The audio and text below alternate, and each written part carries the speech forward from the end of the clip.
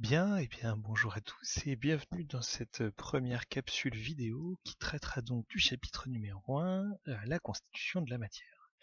Alors avant de commencer à discuter un petit peu de l'historique principalement de ceci, je vous propose effectivement, en termes d'introduction, déjà de discuter de ce que c'est que la matière. Alors la matière, finalement, c'est quelque chose qui vous est, c'est une notion qui vous est assez commune. C'est finalement ce qui constitue bien, tous les objets qui vous entourent. Alors, si on prend une table, un élève, les nuages dans le ciel et même l'air qui vous entoure, l'eau des océans, les animaux, les maisons et même des choses beaucoup plus grosses comme par exemple la planète sur laquelle nous nous trouvons, les étoiles qu'on peut voir dans le ciel ou même les galaxies également sont constituées donc de matière. Alors, on peut, pour commencer, noter éventuellement la première définition qui serait celle-ci, le terme de matière, et donc ça, bien sûr, vous pouvez le noter dans votre classeur, c'est tout ce qui compose effectivement les corps qui nous entourent, tout ce qui possède une masse et un volume. Bon, plus ou moins vrai, mais on va considérer en tout cas que c'est une première approche de la notion. Et il se trouve effectivement que dès l'Antiquité, enfin en tout cas c'est les premières traces qu'on ait de ces choses-là, de ces réflexions, il y a des savants qui ne sont pas du tout d'accord l'un avec l'autre. Et en particulier, nous on va discuter d'un combat qui a opposé un savant qui s'appelle Démocrite à un autre savant qui s'appelle Aristote. Donc effectivement, cette première, ce grand 1 qui s'intitulera Brève histoire de l'atome, et je vais essayer de vous montrer un petit peu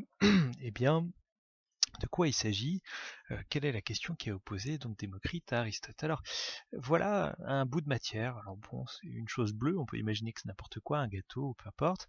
Eh bien il se trouve que la question que se sont posées Démocrite et Aristote est la suivante: si jamais on coupe ce morceau de matière en deux, on obtient donc la moitié de l'objet qu'on a coupé en deux, et puis on le recoupe en deux, et puis on le recoupe en deux, et puis on le recoupe en deux, et ainsi de suite. Et est-ce que cette opération c'est quelque chose qu'on peut faire à l'infini, ou est-ce qu'il y a un moment on tombe sur quelque chose qu'on ne peut pas casser en deux et qu'on appellerait éventuellement un atome, c'est ce que effectivement proposera un des personnages. Alors le premier personnage qu'on va donc ici rencontrer, il s'appelle donc Démocrite, et Démocrite effectivement c'est un grec, effectivement un savant grec qui vient d'Abdère. Alors Abdère c'est une petite ville, vous voyez, au nord de la mer Égée, ici donc en Grèce. Et lui, sur cette idée, sur ce petit bout de matière, eh bien lui, il pense que cette expérience qu'on a faite tout à l'heure, il y a un moment où on peut plus aller plus loin. C'est-à-dire qu'on tombe sur un tout petit bout de matière qu'il appellera effectivement un atome. Voilà effectivement ce qu'en pense Démocrite. Donc atomos en grec, effectivement, ça signifie indivisible, incassable. Bon, l'idée c'est en tout cas que c'est le plus petit morceau de matière qui existe.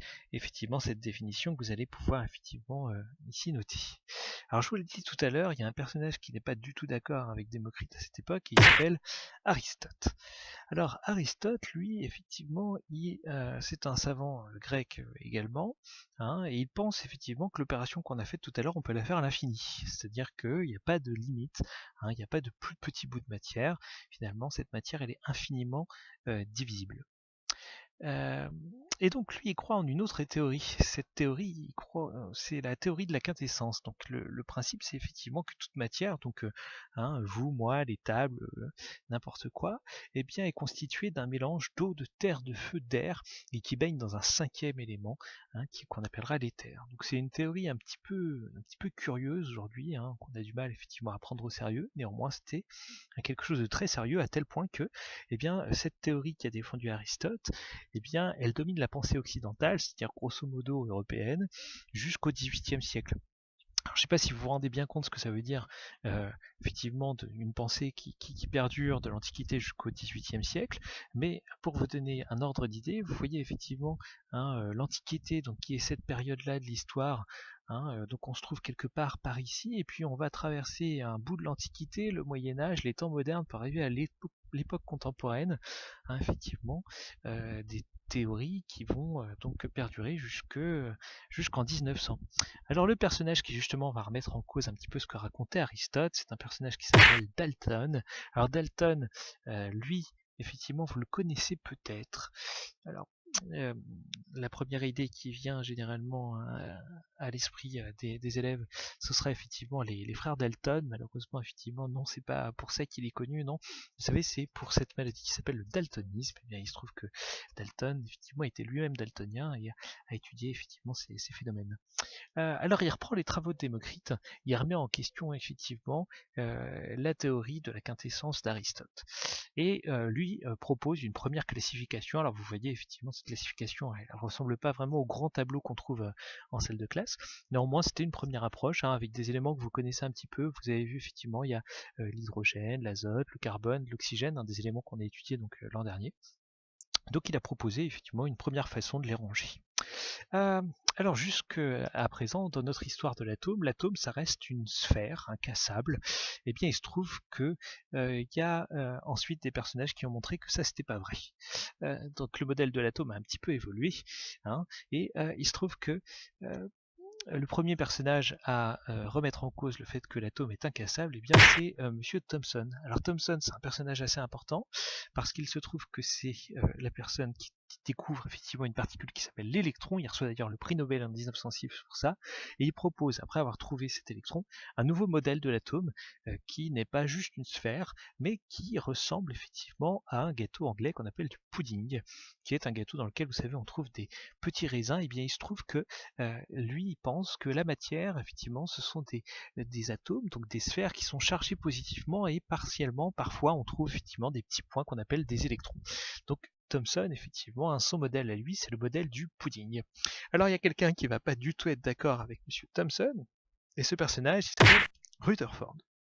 Alors Rutherford, pourquoi est-ce qu'il n'est pas d'accord avec le modèle de Thomson? Simplement parce qu'il démontre expérimentalement que ce n'est pas possible. D'accord. Alors je ne vous parle pas de l'expérience qu'il a mise en place, bon, un petit peu compliqué, et puis on n'a pas trop le temps, mais effectivement c'est un physicien britannique, donc Monsieur Thomson, et eh bien il se trouve qu'il démontre expérimentalement que les charges positives, elles sont pas réparties partout comme ça dans la matière, mais elles sont concentrées au centre de l'atome, dans ce qu'on appellera le noyau. Donc vous voyez finalement cet atome tel que nous on va effectivement le retenir. Eh bien un atome, c'est donc un noyau dans lequel on trouve des charges positives et puis d'autres particules qu'on appelle des neutrons, on va en discuter un petit peu plus tard, autour duquel tournent des électrons.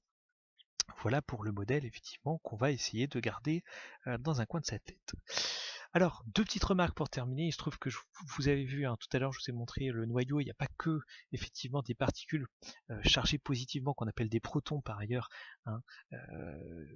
Donc voilà pour ceci. Il y a aussi des neutrons. Alors des neutrons, c'est quelque chose qui est découvert un petit peu après par un physicien qui s'appelle James Chadwick, qui est aussi britannique par ailleurs, et qui reçoit lui aussi un prix Nobel pour ça. Enfin, et pour terminer, il se trouve que aujourd'hui, eh bien, il se trouve que l'atome, c'est quelque chose d'un petit peu différent.